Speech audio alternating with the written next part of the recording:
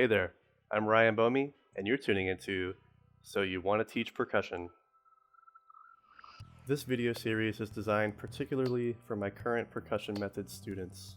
Since they aren't able to have a typical Percussion Methods experience due to the current global pandemic, these videos are designed to give them a foundation of the technique outside of class time so that we have more time to play when we're together. But I also hope this video series can be helpful to any music educators out there. Today, we're talking about crash cymbals. Crash cymbals is one of my favorite instruments. They serve such a cool role in the ensemble, punctuating those huge unison moments and adding a totally unique sound to the percussion section. Also, if you're a music major and you don't have time to hit the gym, they make for a pretty nice arm workout. But if your students don't know what they're doing, they're probably going to sound like. In this video, we're going to talk about how to approach crash cymbals. We're going to look at playing position, playing technique, and cymbal choice. Get ready, because playing crash cymbals is no monkey business.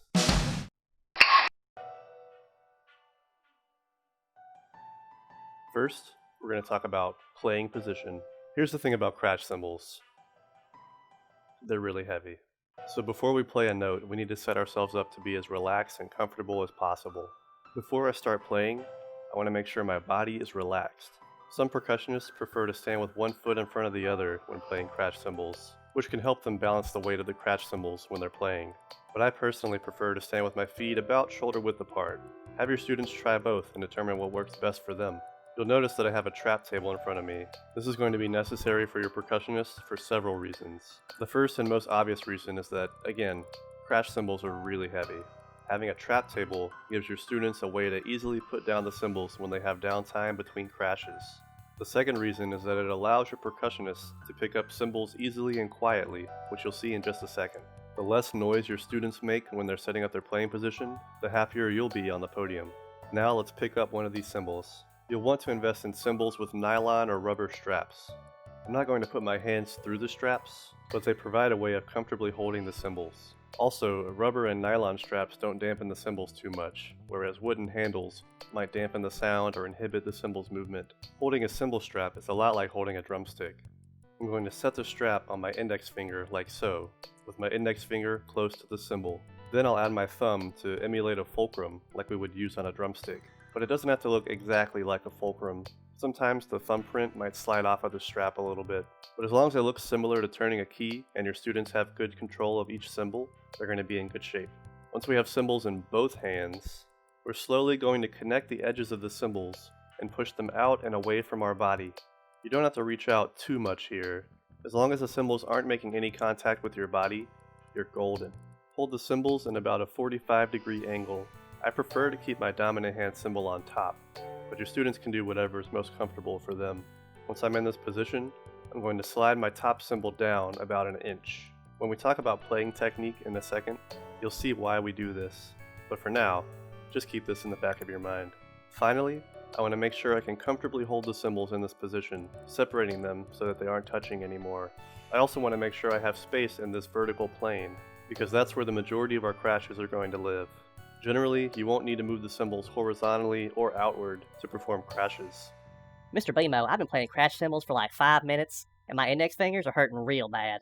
That's actually completely normal, generic percussion student, and it's yet another reason why you want to be sympathetic of the cymbal players in your ensemble. If they're set up with a trap table, they can save their fingers for all the other percussion instruments that they have to play, and you'll have a much happier percussion section because of that. Now, we're going to talk about playing technique. If you've never played crash cymbals before, you might think it's as easy as, and let me tell you, I really wish it was that easy. And if you ask any percussionist, they'll probably tell you the same thing. But I'm going to show you some easy ways that you and your students can start making some good sounds. From our playing position that we set up earlier, we're going to move the cymbals in our vertical plane so that they make contact with each other. But remember how we offset our top cymbal when we set up our playing position? That's because if we didn't, and we keep the edges of each cymbal together for each crash, you'll get this sound. This is called an air pocket, and it's a very undesirable sound. You're just catching air in between the cymbals, more like a hand clap. And as a result, you get a thuddy attack with very little resonance afterwards. Even if I just slide my top cymbal into my bottom cymbal for demonstration, You can hear the air pocket as soon as the edges of the cymbals meet, so that 1-inch offset is to prevent air pockets. When we play crashes with this offset, you should hear a sound that resembles a flam. There's a grace note sound from the bottoms of the cymbals making contact, then a resulting primary note sound when the rest of the cymbals crash together. Having this grace note gives the cymbals a chance to start vibrating before the primary note is played, which is going to result in more present overtones from the cymbals. Getting this flam concept down can take some time, and it's especially a struggle when you're playing with super heavy cymbals. So I recommend you teach your students how to practice cymbals without cymbals. To do this, I'm going to hold my hands in this 45-degree angle that we set up earlier, and I'm going to offset my hands just a little bit. Then I can practice one hand at a time. With my top cymbal, I don't have to do a ton of work, thanks to gravity and the weight of the cymbal. So for right now, I'm going to try to relax my hand and my wrist as much as possible, pretty much resembling a dead fish. And I'm going to plop that fish into my left hand.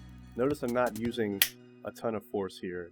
Most of the crashes your students are going to play don't need a lot of force, especially once we add gravity and cymbal weight into the mix. Now let's look at the bottom cymbal. Right now, we want this to be loose and floppy, just like our right hand. But we do have to add some upward momentum to meet our right hand. Again, I'm still not clapping super loudly. I'm just staying relaxed and trying to let my hand do whatever it's going to do. Then you can move both hands together, meeting in the middle. Keep them super loose and floppy for now. I've found that when I'm playing with actual cymbals, if my wrist or arms are too tense, that's when I start to get some really bad sounds. But when I think of using floppy hands, even though my cymbals aren't flopping all around while I'm playing, I have an easier time staying relaxed and getting good sounds. If I try to play repeating crashes with hands that are too floppy, I'm going to get some very inconsistent sounds, as you can see here. So once you've got the floppy concept down without cymbals, try to find a happy medium between floppy and controlled with the cymbals, avoiding being stiff or tense anywhere. Then you'll be able to focus on consistent hand motions and hand velocity, which is going to result in more consistent sounds. For these general crashes, you also want to remember that we're not using a whole lot of velocity from either hand. It can be tempting, but you never need to slam crash cymbals together with a ton of force. If you stay relaxed and focus on consistent crashing, the cymbals will do a lot of the dynamic work for you. So now your students are starting to learn how to play some decent crashes, but then, out of nowhere... You mean we gotta play crash cymbals softly, Mr. Boehme? I know. Even crash cymbals have dynamics, and it takes practice to play soft crashes well, but it can be done. For this, I'm actually going to be holding my cymbals more vertically. One thing that's going to help us reduce volume is to decrease the physical space between the cymbals. You can do that in our normal playing position, but once you're actually holding cymbals, it's kind of hard to tell how close the cymbals actually are. When we hold them vertically, we can really see that space right in front of us. And we can even hold them so that we can see our conductor in front of us too. Watch how I set up this soft crash position. I start by bringing the cymbals together on my chest, trying to be as quiet as possible, and also trying to not rip off my shirt buttons. Then, after I bring the cymbals away from my body, I can pull them apart slightly. I still want to offset the cymbals to avoid air pockets, but the offset doesn't have to be quite as drastic for soft crashes. Once I'm set up, I can let the soft crashes fly. Instead of moving both cymbals, I prefer to focus on moving only my right hand here, keeping the left hand stationary. I find that this helps me be more consistent. This position is not the most comfortable position, and it's going to take practice for your students to feel comfortable and confident with this technique, but it's likely going to be the most consistent way for your students to play soft crashes. Percussionists also get to play really loud crashes from time to time. Again, the temptation here is to use a ton of velocity with each hand, slamming the cymbals together with a lot of force. While we do get to add some velocity here, everything is still relaxed and loose, and there's still not a ton of force. With some added velocity, as well as some added distance between the cymbals, I'm set up to play loud crashes easily. This is a lot easier than soft crashes, but it still takes time to be consistent with these, mostly because of the temptation to play them with too much force. Try to let the cymbals naturally do as much of the dynamic work as possible, and only start to add velocity to the hands once you've maxed out the natural volume of the cymbals. Whatever dynamic you play, there's also going to be some instances where you want your students to cut off the crash cymbal sound with the rest of the ensemble. To make that happen, we're going to have to talk about muffling. I'll demonstrate muffling with our general crash technique in slow motion. After I play a crash, I'm going to bring the cymbals into my body. I prefer to muffle lower on my torso, avoiding the upper part of my torso near my armpits. Similarly to almost all other aspects of crash cymbals, this is going to be uncomfortable and probably slightly painful at first. It's important to note that there are 3 checkpoints here: the initial crash, the muffle, then the reset of the playing position. As I demonstrate them at normal speed now, I'm especially thinking about that 3rd checkpoint. It's very easy for students to focus all of their attention on the muffle, which can result in a lack of attention to resetting the playing position before the next crash. So they skip that 3rd checkpoint, which results in something more like this. You might also notice that when I'm too focused on the muffle, the cymbals don't have enough time to reach their full sound potential before I muffle them. When you don't take time to reset the playing position after muffling, these inconsistencies start to become very obvious. Now the goal with muffling is to cut out as many overtones as possible. For crashes like these, with a lot of space between each crash, I have plenty of time to cut out all the overtones before going to my 3rd checkpoint. But if I don't press hard enough into my stomach, some of the overtones are going to take longer to fade, as you can see here. If students are having a hard time muffling with only their stomach, they can try this technique, which is mostly the same. But after making contact with my stomach, I roll the cymbals in opposite directions. Rolling the cymbals helps to eliminate overtones, since the edge of a cymbal is the point of most vibration. And some students might find this method a little less painful. So playing crash cymbals is definitely difficult at first, and it can be a little painful at times. But with practice and patience, your students will be feeling more comfortable and they'll be playing some quality crashes in no time at all. Finally, we're going to talk about cymbal options. Every cymbal company produces cymbals in a variety of sizes and weights. There are 3 general nationalities of cymbals: French, Viennese, and Germanic. French cymbals tend to be lighter, Germanic cymbals tend to be heavier, and Viennese cymbals usually fall somewhere in the middle. You don't necessarily have to have a pair of each of these in your band room, but it's useful to know these different types of cymbals before you buy a pair. It's also important to note the size, or diameter, of the crash cymbals you have.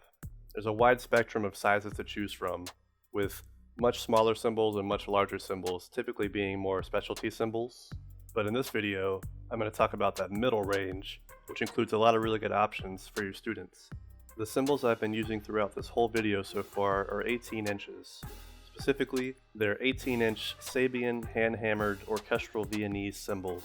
18-inch cymbals are probably as general as you can get with crash cymbals. They can do a lot of things well, and if you had to have only one pair of cymbals in your band room, you really can't go wrong with 18-inch cymbals. On the smaller side, here are some 16-inch cymbals. These are the 16-inch Sabian hand-hammered Viennese cymbals. Smaller cymbals are generally going to be higher pitched, and due to their lighter weight and smaller size, playing soft crashes is going to be much more pleasant. Then there are these, the 20-inch Sabian hand-hammered Germanic cymbals. It takes more effort for the player to really activate all of the overtones and sounds in larger cymbals, but once you get the hang of them, they can get very loud and be very effective in punctuating cadential moments. Larger cymbals are going to obviously be heavier, so soft crashes are not recommended with these. Again, there are many more size options on the market and tons of different brands to choose from. 18-inch cymbals are a really good starting point if you don't know what to get your students. But if you already have a pair of 18-inch cymbals, you really can't go wrong trying some slightly bigger or some slightly smaller cymbals. Just like all the other percussion instruments, there are tons of sounds to explore, and having multiple pairs of crash cymbals is going to get your students to start making some musical decisions and start crafting their own unique crash cymbal sound. I hope this video has helped you feel more comfortable about playing crash cymbals. First they seem simple, and then they seem way too complex. But as long as your students take some time to practice them, and they don't just pick them up right before a rehearsal or performance, then it won't be long before they start to feel more confident about the sounds that they're making. That's it for now. I'm Ryan Boehme, and thanks for tuning in to So You Want to Teach Percussion.